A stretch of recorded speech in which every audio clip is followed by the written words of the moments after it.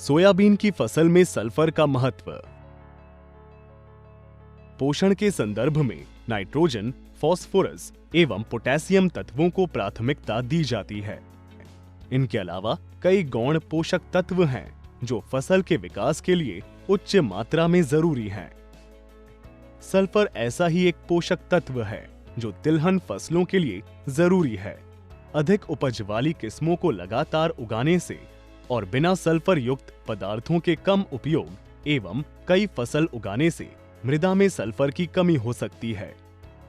साथ ही जैविक खाद के सीमित उपयोग से या अभाव से मृदा में सल्फर की मात्रा कम हो जाती है।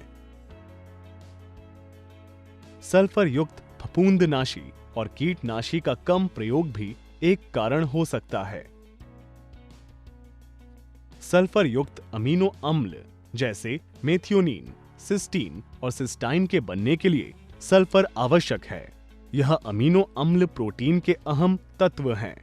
पौधों में लगभग 90% सल्फर अमीनो अम्ल में पाया जाता है।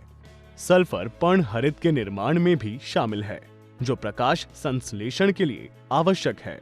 सल्फर जड़ों के विकास और बीज के निर्माण के लिए भी उपयोगी है।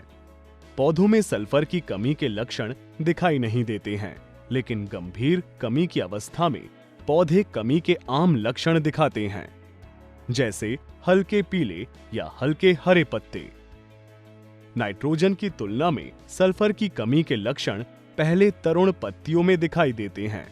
सल्फर की कमी से ग्रसित पौधे छोटे और तार जैसे पतले होते हैं और उनके तने भी छोटे और पतले होते हैं और उनका विकास रुक जाता है।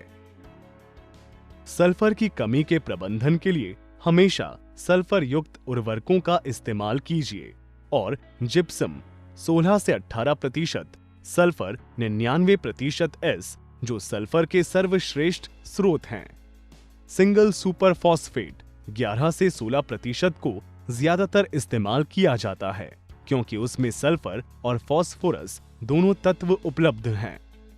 अमोनियम सल्फेट को भी अधिक इस्तेमाल किया जाता है, क्योंकि यह नाइट्रोजन और सल्फर दोनों को प्रदान करता है। तो किसान भाइयों, स्वस्थ फसल पाने के लिए मृदा में सही पोषक तत्वों की उपलब्धि सुनिश्चित कीजिए और अच्छी उपज के लिए गौण पोषक तत्वों पर ध्यान दीजिए।